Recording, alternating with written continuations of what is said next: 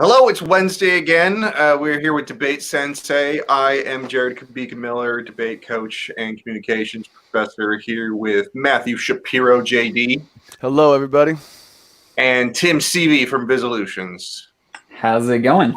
All right, so we wanted to start this off just by mentioning a tournament that we put together. We were just heartbroken when we saw all of these national tournaments just getting taken down because of the coronavirus pandemic. And so we thought we were in a position to do something. We put together the first annual Proto Communications individual event tournament. It is available now at forensicstournament.net if you go and check it out. So check out Proto Communications individual event tournament. And if you are from a team, let your coach know. And if it's something that you want to do, we would love to be able to accommodate that for the community. All right.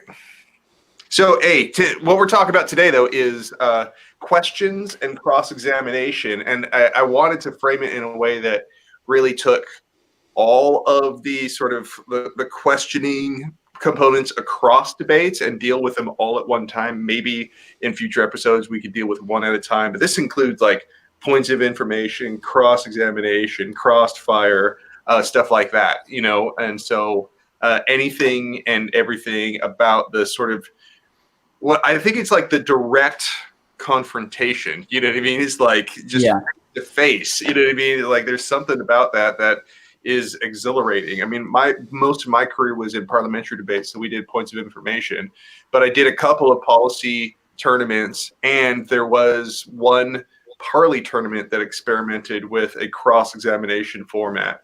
And I got to tell you, I'm a fan of cross-examination. I don't know. So my first question is like, where do y'all come down on like which ones you like?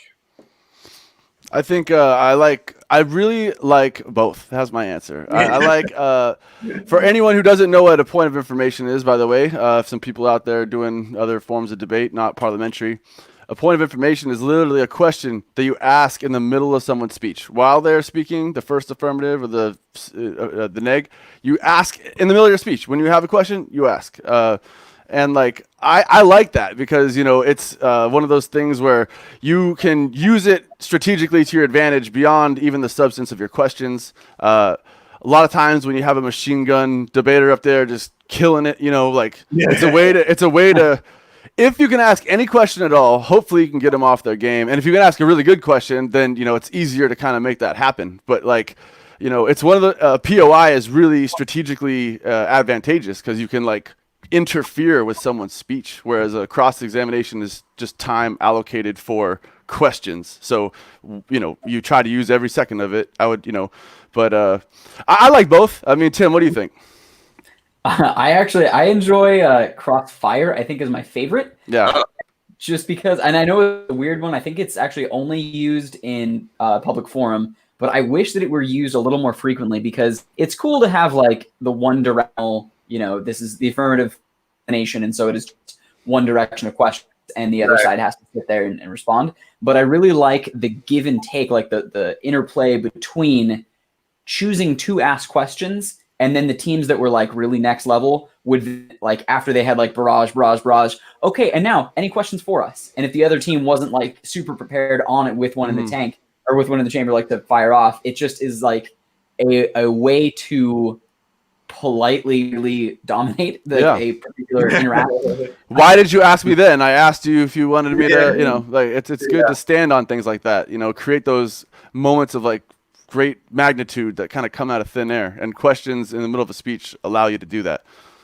So I like there's the ability of both sides to ask questions at the same time. So not a lot of platforms use it, but I actually agree with you, Jared. I think that's where like some of the debates times occurs. Like when you actually get real time back and forth, and there's not prep time if you're talking nowadays parley or LD, but just the immediacy of back and forth answers. I feel like even the most polished debaters sometimes stumble over cross-examination, and that's because maybe we don't see it a lot in part, or because it's really hard to teach someone to do that well. Right. No, that's what I was going to talk to you. Like my perspective is as a teacher, and when I first started teaching, I realized how few like lessons I had on cross-examination. It was always just something that people were supposed to like pick up naturally almost. But then I started thinking about a few things that you could kind of communicate in a short amount of time. And one of the reasons I like cross-examination so much is the ability to like have follow-up questions. You know, that's I think a really good skill. You lead them down a rabbit hole. I mean, yeah. I mean, like if you start with certain, like you start showing them that their arguments are based on maybe premises that they were unaware of. You know, like by starting with the premise and leading them down to like the actual conclusion. It's so I don't know. That's a sort of art form level. You Definitely. know, that I really appreciate. You know, people who do that really well is something I find valuable. I mean, hell, Matt, you know, like you went through law school. I'm sure you've probably sat in on some depositions or had some sort of discussion about them. Yeah, I mean, the word cross-examination is very much a legal term. In law, it literally means, you know, when generally speaking, it means that when you're speaking with when you're speaking with the other side's witness, think of it that way. So it's almost, don't think of it as affirmative and negative. Think of it as whose person is on the stand. You know what I mean? When the other side is speaking with them, that's a cross-examination.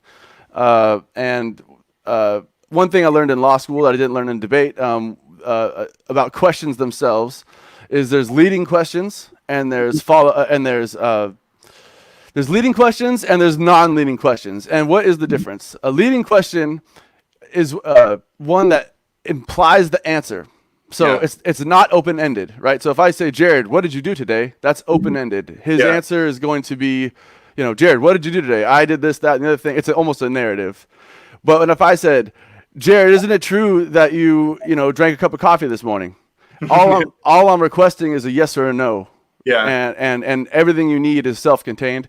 Using those different techniques in debate can be very useful because there's no rules. You can use them on any side in a debate as long as you have a question, period. I think that's the next thing. Like the like techniques is probably the only other thing that you could teach, right? Like timing. Yeah. The whole you're getting to the art form of like, you know, when your first question is not one that the other side understands the point you're getting at. So you can kind of like, they'll concede this and they'll concede this. And then all of a sudden they start seeing that they're walking straight into this thing that you created. And like, that's where you can really create some serious moments where like they look foolish. They look, you know, one way or the other, they're agreeing with you. And like, on POI, for instance, getting the other team, you're allowed to bully a little bit in parley debate. You're allowed to, can I get a follow-up? And like, they're like, no. And you're like, oh, can I get a follow-up? Like you can make it look obvious to the judge that they don't want any more questions. You know what I mean? Where on cross is like, no, the time is still going. You can still ask more questions. So there's a technique also, you know, just when you have a POI, don't let them. You can kind of bully either way. You can be like, I'm not taking any more questions. And you can also be like, can I get another question? You know, I think the setup question is sometimes as valuable, if not more valuable than the point that ends up being made, right? Definitely. Because just like you said, the other side may not see what you're doing with it. But I've seen some teams stand up, like you're having an economics discussion. It's like, information. When a business is granted a new loan, do you think they're caring about the environment in that moment or saving their business? Like, okay, we know where that's maybe going to go. Sometimes they're going to ask really broad questions that lead to much more impactful or deep arguments that were like, do you believe in safety? Like the wheels spinning. Speakers had like, oh crap, what are they about to come up with? Like, why does that relate to anything? And that is kind of one of those, you know, derailing moments that does also in turn set up their argument. Well, there's also an art form in answering questions. I mean, like so far we're talking about questions. Yeah. Like, answering questions. I think that's I even loved it when I was just answering questions. I don't know. There was something like really playful about it. Watch the news and see how good people have gotten at answering questions. Yeah. You know what I mean? It's like, oh my goodness. Oh. like, okay, so one thing is like what you were talking about, asking yes or no questions. Oftentimes, like people phrase things as yes or no questions, but that doesn't require. Yeah. They want you to like elaborate, and if you just give a yes or no answer, Oh yeah, that's that one of my too. favorite things to do, like especially for POIs because they're not allowed a follow up question. Yeah. Like you just like no next. You know what I mean? Answering a question. You're getting on a very important point about questions and answering questions. Yeah. Man, you know what human nature is?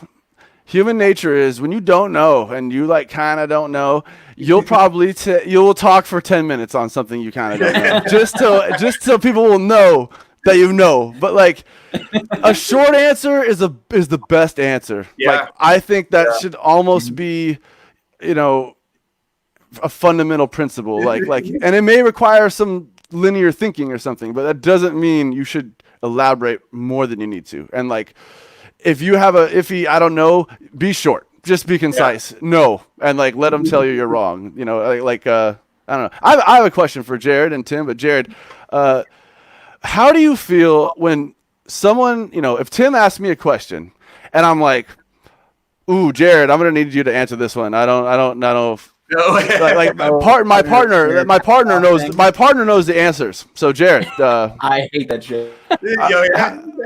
How does that make you feel? And from a judging perspective? From a judging perspective, I mean, what other perspective is there? Hey, if I was a competitor, if I was the person that. But who cares what they think, right? I mean, yeah, I don't know. I just kind of automatically start thinking that the person that they have an anchor to their team, and you know, I was the anchor, and I had an anchor at different times in my career. So yeah, I appreciate anchors. Or maybe like just this plan, this that they know or something. Yeah. They just may be the expert on this one thing. You know what I mean? It's like their case, something like that. So more than anything, kind of affects speaker points, but not the overall. You know what I mean? If you're working as a team, you're working as a team. What do you think, Tim? Yeah, I think that's one of the more common, if not like the question that everyone asked at the beginning of debate rounds anymore was like, do you have any judges, paradigms, or preferences, whatever? Then also like, how do you feel about partner-to-partner communication? And it seems like we have the same answer now about like, oh, only flow what comes out of the speaker's mouth. But I think that there's actually more to it. Like that's the that we all give. Do take into account when one person is just parroting the other entire time.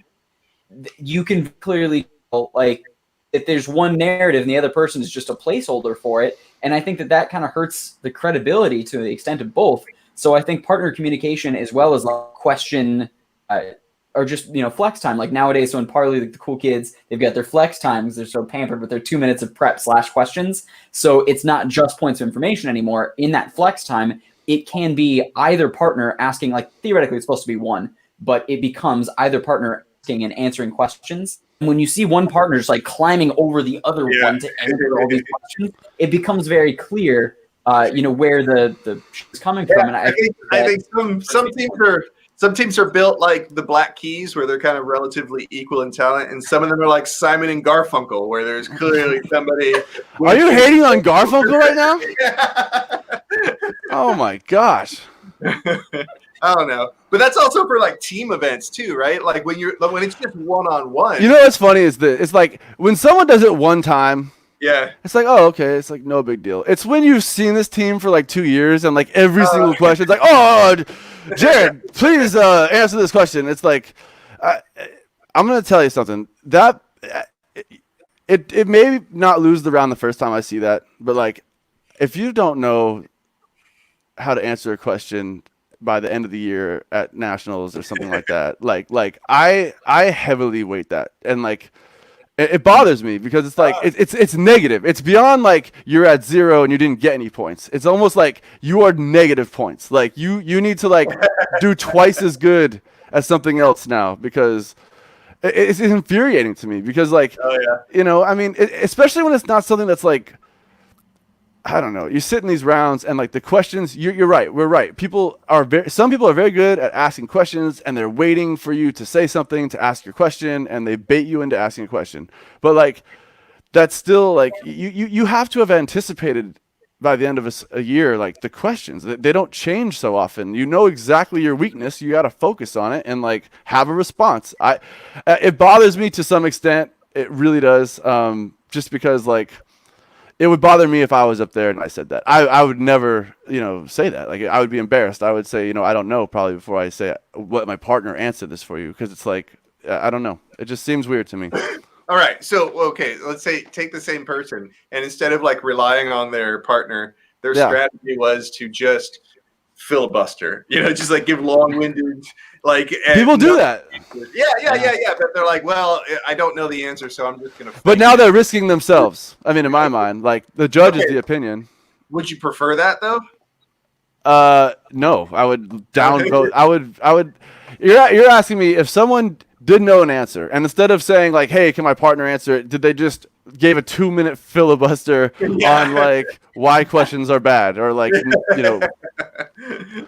why everyone should not have to know everything all the time, or something like that. Like forced to choose between those two. If it was creative and it made me laugh and I had a great time, hey, you know what? Maybe I'd love it. If it was literally like a filibuster and it was like, oh, like I'm gonna read the back of this, debate card I wrote, like no, probably not. I'd probably downvote them. Just like I would have downvoted them for asking their partner. They're screwed. So it seems like the takeaway answer is when given a question that you're not sure how to handle nope, and move on exactly with what you're Yeah, that's the answer. Very affirmatively, by the way. Nope.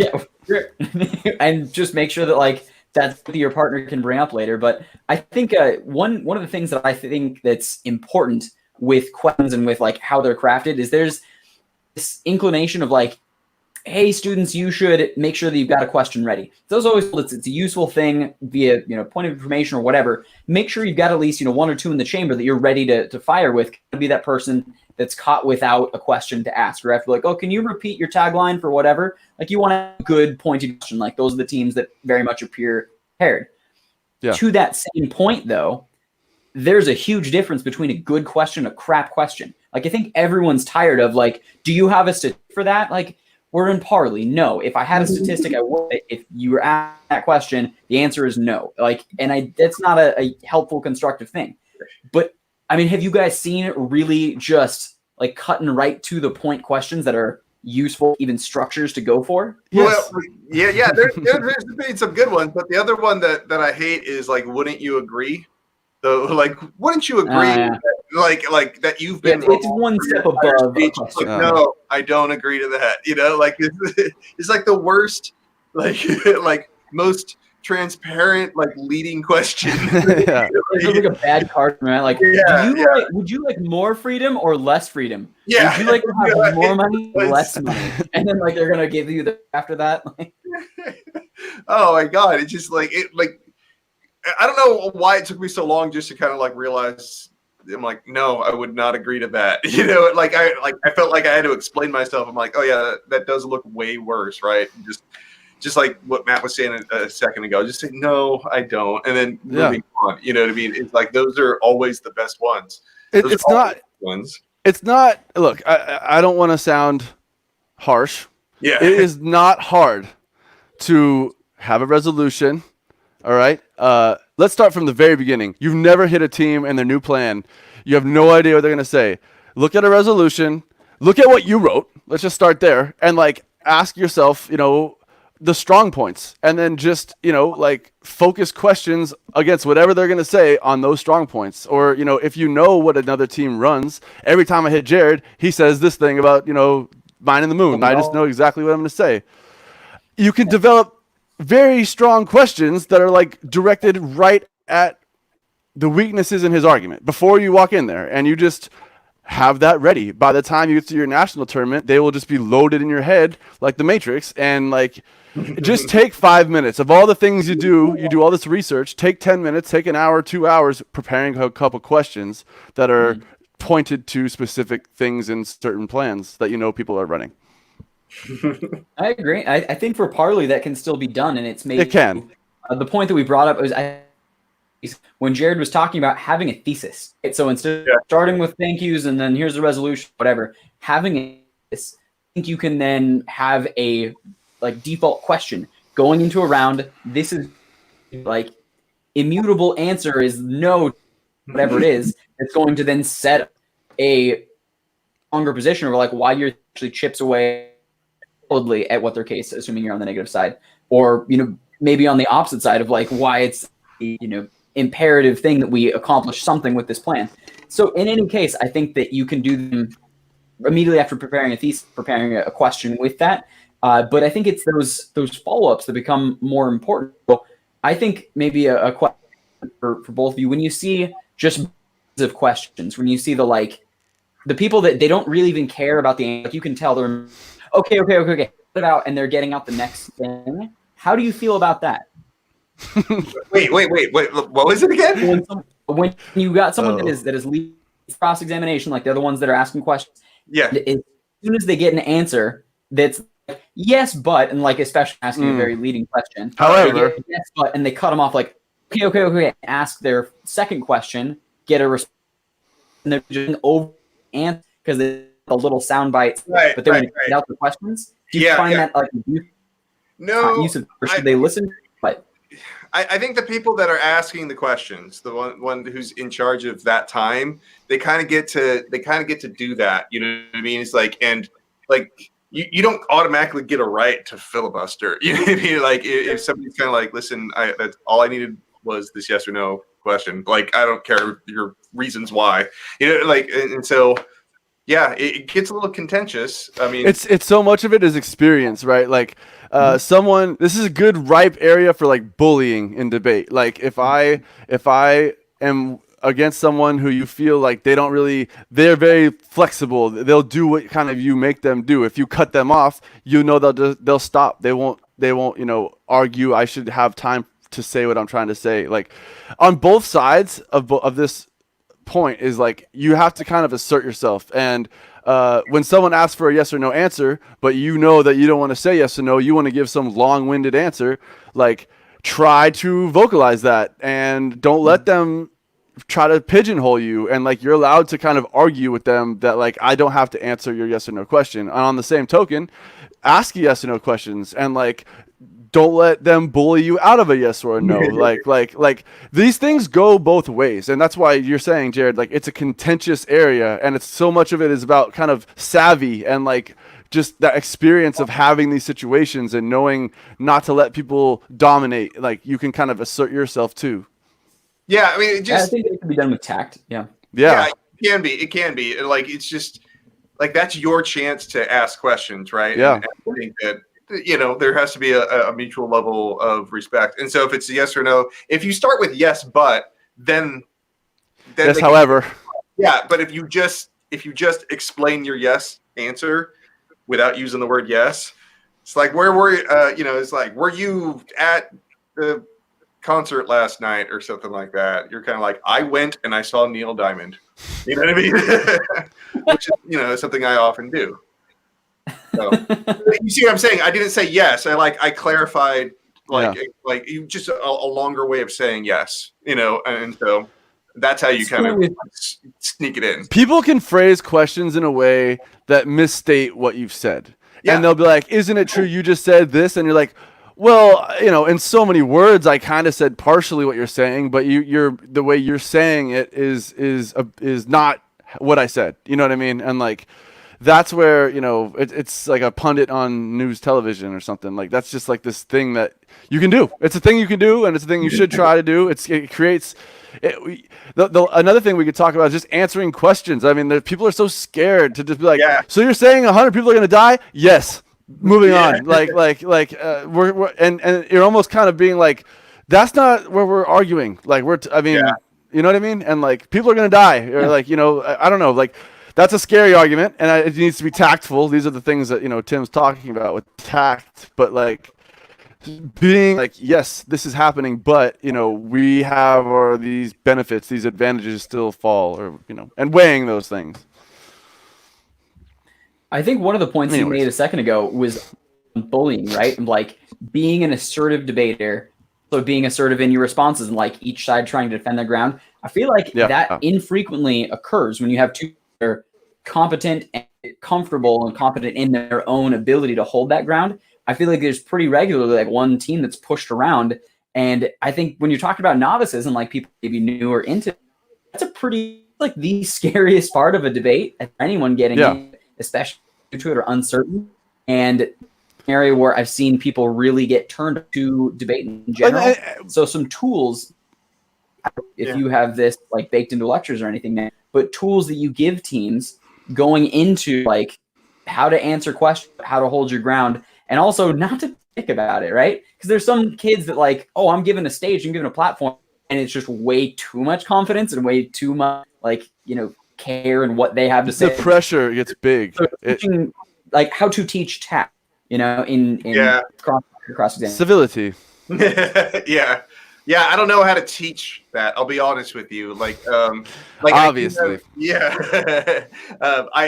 I do have. I start every semester off with a discussion about an article called "The Other Side Is Not Dumb," and we talk. I believe it's by Sean Blanda. I might have even mentioned it before, but you had a whole speech about it.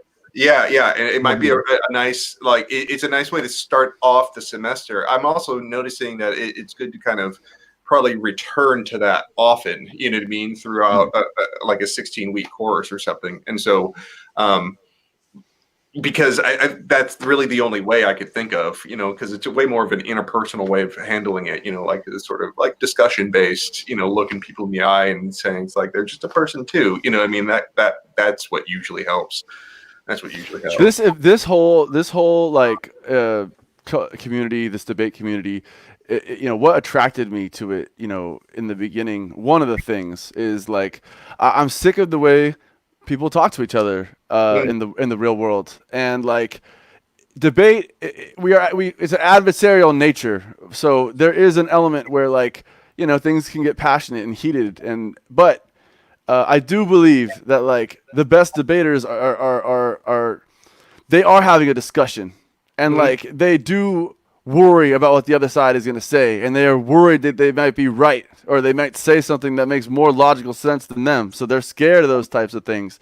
So like you prepare, and like it's so much about the arguments, right? And like any sort of ad hominem or attacking a person. If I just came on here and said Jared's dumb and like, that doesn't matter to you if you're a debater, because you want to know why I think that, and like what he said that would lead me to believe that. Simply just saying that something like that is not enough in debate. So I love that about debate, and that we even in debate. Sorry, just one more thing. Yeah.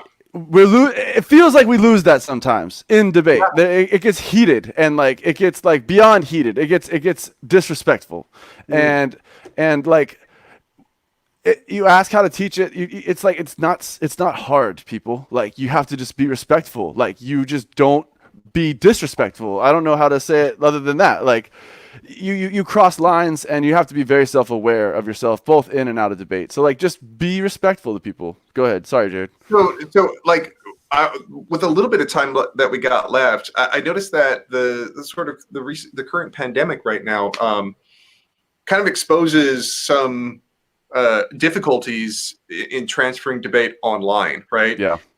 So there's inequity in people's internet speeds. Like we even have it here, you know what I mean? Yeah. So like having a streaming debate sometimes isn't possible for certain people, and doing it. And so I've been doing asynchronous debate for a long time, but even then the best solution I've found is for people to arrange a time and then just do a 3-minute video streaming, which is a lot easier to do.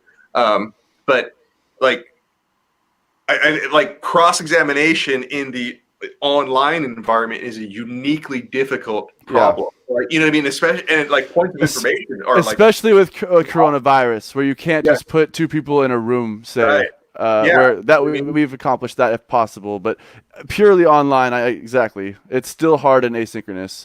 Like the individual events, like the one we got at our tournament, or like those are kind of easy to do in an asynchronous sort of fashion. But the debate one was so hard that we were kind of like, let's focus on one tournament at a time. And so like that's uniquely what caused us to focus only on individual events for this. It's good though, like limiting the streaming element to a debate to just the cross-ex time is kind of good, because that way if someone didn't hear you, they ask again, like I didn't hear you, so yeah. you know, like, and if you have a full blown technical failure, I mean, that's what we're trying to avoid altogether. But Yeah. it's good that the only part that is limited to the cross-X for asynchronous in these tournaments coming up. So yeah. So I mean, like, yeah, I thought that was, like, because you could, as long as you got a couple of days, you know, you can, like, you know, set aside a half hour and then kind of make sure that you get it done within that half hour, and it'll probably take way less. The alternative is what, like send a list of questions and just have them answer them, or something like that? I know, like that, and that just does. I don't know, man. I can't. I guess you know what, that would help create, like, that might help people learn how to make questions. Honestly, I mean, like, you know, like that thought process I was talking about earlier, where like you needed to sit down and like write some questions. That's, people do that. That's a thing. So, you know, that's an art form too. So there is advantages to both. I think, you know, I mean, digestible. I think people like. There's an element of cross-examination, like we're talking about. Why you love it so much, Jared, is because it's like in your face, right here, right now. Answer my question. So So some decisions get made, see what kind of technical problems happen, and go from there. All right. Hey, everyone, that is our time, okay? And so join us again next week. We'll talk about something else. Let us know. We have Tim Seavey from Bizolutions. Got Matt Shapiro, JD. I'm Jared Deacon Miller, you know, your debate coach and professor. Okay, we'll see you next week, all right? Everyone, stay healthy. Thanks.